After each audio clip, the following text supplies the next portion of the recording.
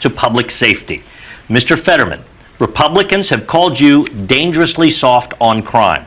The Pennsylvania State Troopers Association has endorsed Democrat Josh Shapiro for governor, but in this race, it endorsed your Republican opponent, Mr. Oz. What is your response to those endorsements, and what is your response to accusations that you are, quote, dangerously soft on crime? You have 60 seconds. No, I believe that I run on my record on crime. You know, I ran to be mayor back in 2005 in order to fight gun violence, and that's exactly what I did. In working with the police and working with our community, I was able to stop gun violence for 5.5 years as mayor. Ever accomplished before or since my time as mayor, because I'm the only person on this stage right now that was successful about pushing back against gun violence and being the community more safe. You know, all he's done is just put a plan up on his website in the last 24 hours. He has no experience. He has never made any attempt to try to address crime during his entire career, except showing up for photo ops here in Philadelphia.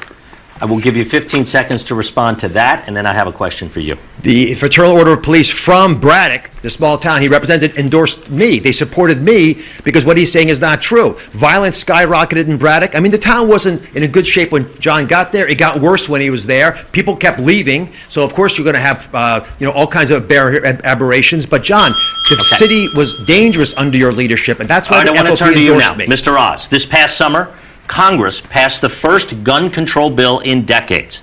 That would not have happened without the support of the man you are running to replace Pat Toomey. How would you have voted on that bill, and would you continue Toomey's legacy as being one of the lead Republicans in Congress on pushing for gun reforms? You have 60 seconds. I have been supported by Pat Toomey. I've enjoyed working with him. I think he's done a wonderful job. There are parts of that bill that I like a lot. For example, I like the fact that there are background checks that are being strengthened now, so we can make sure that people who should not have guns don't get guns. I also like the fact that there was a lot of money invested for mental health, which is an important part of the equation. I've been to Philadelphia. I've done prayer vigils with black clergy leaders who are desperately trying to save the people in their community. Half the murders in Philadelphia are committed by people under 18. We have got to get mental health services to these people, and it's not happening now. But part of the problem is that we have taken away the ability of police to do their job, and that's on John Fetterman. Because John Fetterman has taken such a harsh position against them. He's undermined them at every level, taken away some of their funding. He's pushed for Krasner, who he admires tremendously, and he's spoken highly of him just this week.